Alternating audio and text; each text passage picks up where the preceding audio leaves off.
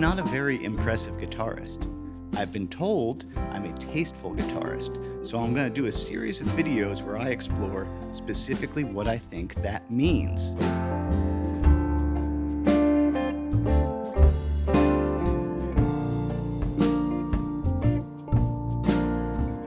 Before I get to the techniques, I wanted to talk about mindset.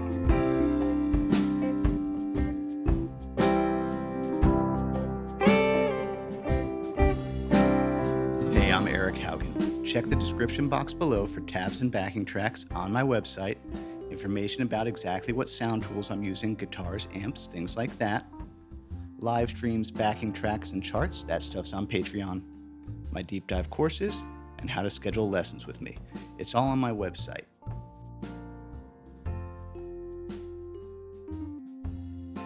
Today, we're going to imagine we were Robbie Robertson. This is a fun game to play. And Richard Manuel is sitting in the rehearsal room with us, and he's playing Tears of Rage. My first thought would be, do I even need to play anything on this song? Maybe not. Maybe I'll just hold back and wait to the chorus and drop in with something there. Let's remember that. We don't even have to play. We can just sit it out for a while.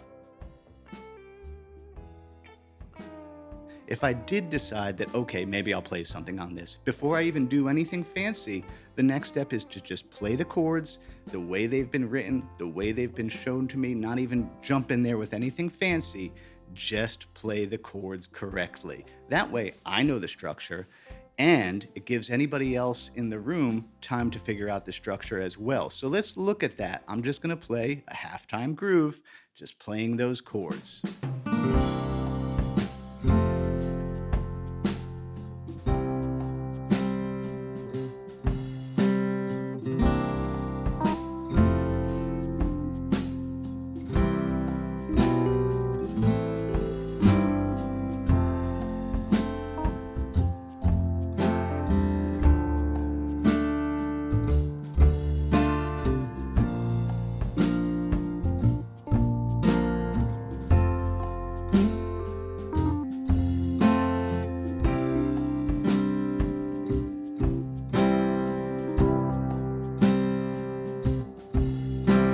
All right, let's walk it through a little bit. You're gonna come in there with a C9. Let me just make sure I'm in shot there. You're gonna come in there with a C9, great chord, F, and then C. Notice already though, I'm just playing cleanly exactly what the drums and bass are doing. Goes again. Then there's a walk down. Cool. F chord.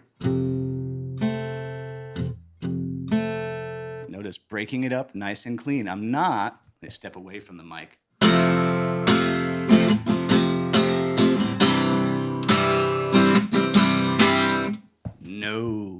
No, that's not my first attack. I like to leave a lot of dynamic space.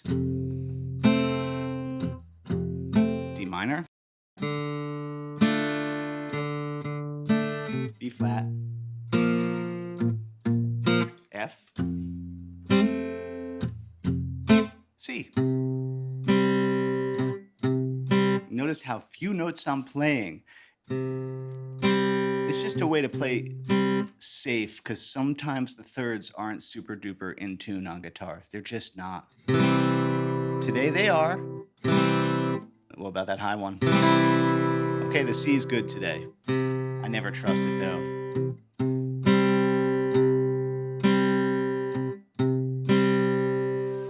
And I would do that for like the first, I don't know, 8, 9, 10 times around the song, just to make sure that I really know the structure. And again, if there's other musicians in the room, gives them time to work out what they're doing as well. I don't know where this fits in, but I just want to say this. Some of the best playing on any instrument, period, some of the best musicianship, you don't even notice that it's there. You just don't notice because it's just in the mix. The person is doing their job really well. And that's kind of, I think, what we should strive for.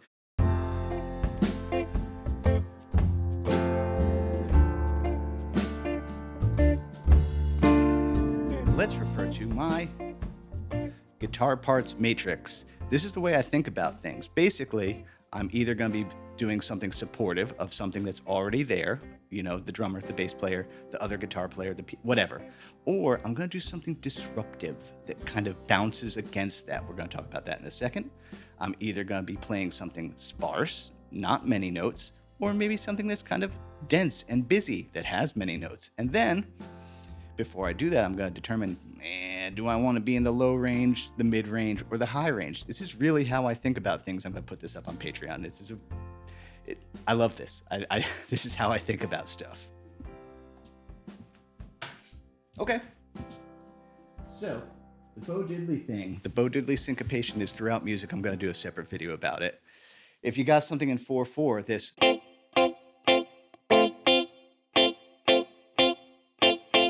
works so great just in so many tempos, in just across all genres. This thing is hiding throughout music when you don't want to just boom, da, a do, da, you get.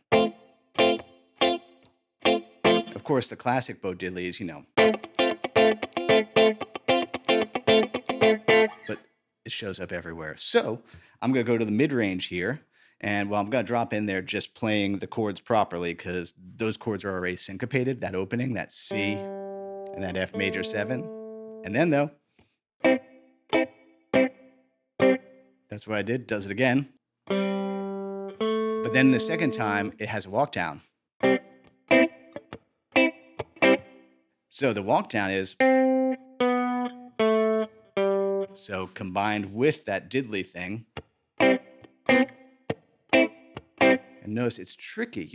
I always try and play clean and loose at the same time, relaxed in the middle of the beat, especially with a syncopated pattern. You want to push that forward. Try not to. Try and keep it right in the middle of the beat. Really accurate, but somehow loose at the same time. That's how I try and play. F chord. D minor. B flat, back to the F, it's the C.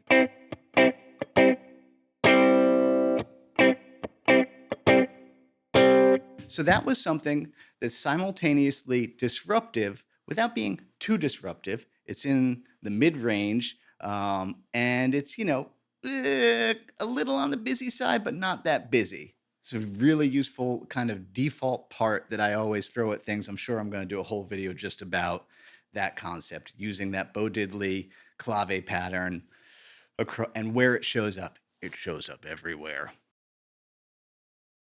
Let's take a listen again to basically what Robbie did, or my version of what Robbie did.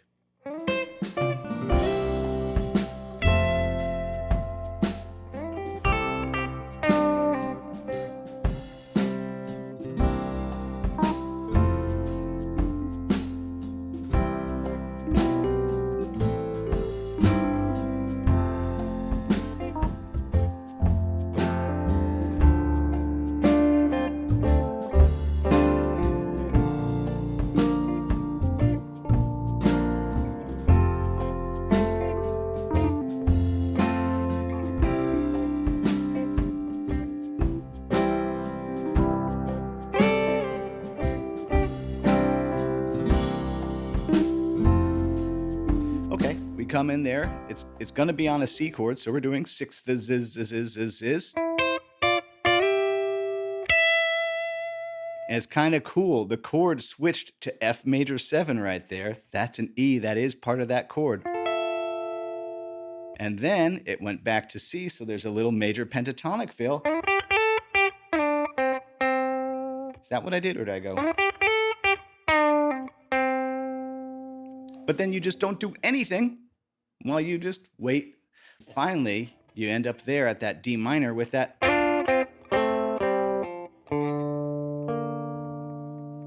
Which is, yeah, that's the little. What's that, though? That is actually part of the B flat chord after the D minor. If you think about it, there's a B flat. There is, we'll talk about this in a separate video. That's a 6 z.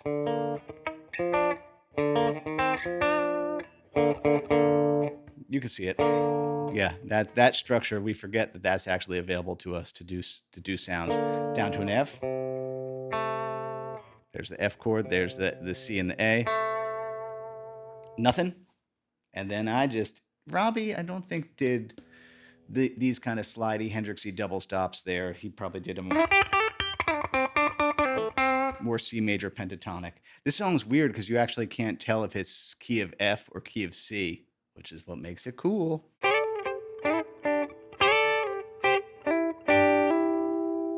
It is something like that. It's hard to do it without the track playing. I think it was that. There's a C chord, there's C major pentatonic.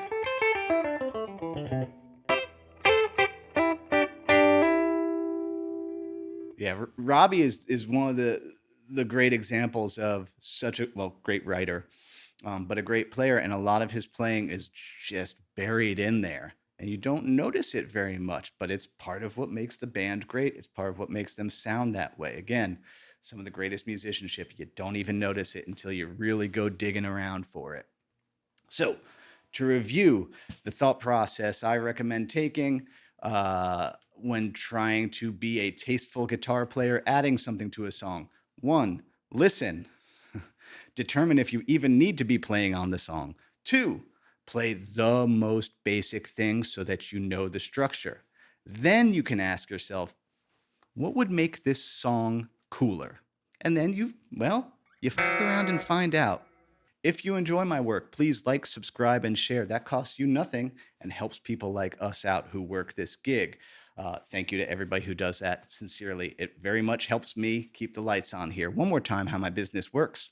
Charts, backing tracks, other things, live streams, those are up on Patreon.